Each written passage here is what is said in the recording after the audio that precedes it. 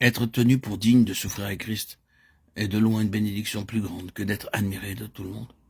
Être honoré de la communion de Jésus dans sa croix est beaucoup mieux que d'être assis en tant que chef, comme un roi sur les autres.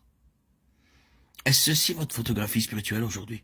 Est-ce que vous vous dites, je me souviens lorsque le Seigneur m'amena à être à lui d'un cœur sans partage, je le remercie pour sa miséricorde envers moi, le premier des pécheurs. Il a conquis ma volonté. Et dans l'épreuve, j'ai pu dire sans hésitation, l'Éternel a donné et l'Éternel a ôté. Que le nom de l'Éternel soit béni. Mais il est possible que vous ajoutiez, j'avais l'habitude de marcher dans la lumière. Maintenant, j'ai l'impression de me trouver dans un désert d'une effroyable solitude.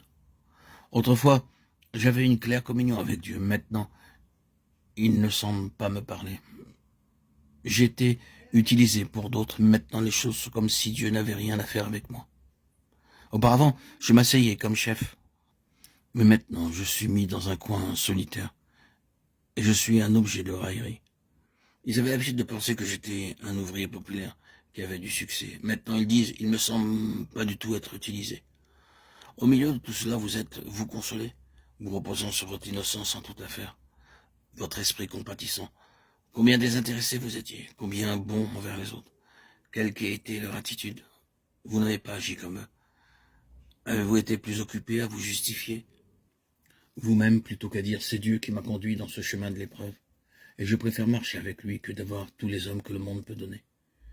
Il n'est pas facile d'apprendre à posséder l'esprit de l'agneau quand nous asseyons comme roi et chef au milieu des autres.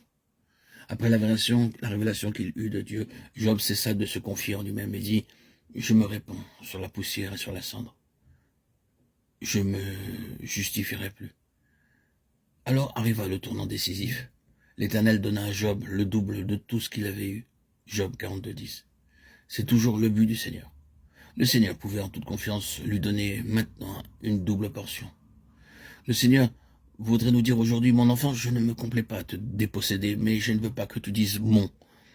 Mais je veux que tu dises, Seigneur, tout est à toi, non pas à moi. Je veux que tu apprennes à vivre non pas en toi-même, mais en moi, et à saisir toutes choses en moi seulement. Quand nous détachons ainsi des choses que nous ne détenons rien comme étant à nous, le Seigneur peut nous donner le double de tout, ce que nous avions possédé. Le double de tout donné à Job nous suggère la portion du premier-né. Le premier-né recevait toujours la double portion. Deutéronome 21:17. Dans le domaine spirituel, Jésus fut le premier-né d'entre les morts. Nous sommes unis à lui. Quand nous nous détachons ainsi des choses, que nous ne détenons rien comme étant à nous, le Seigneur peut nous donner le double de tout, de ce que nous avions possédé. Le double de tout donné à Job nous suggère la portion du premier-né. Le premier-né recevait toujours la double portion. Deutéronome 21:17.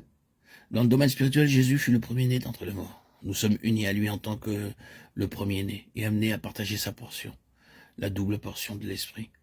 Il n'est pas étonnant qu'Élie ait dit à Élisée, tu demandes une chose difficile, mais c'est ce que Dieu a pour nous.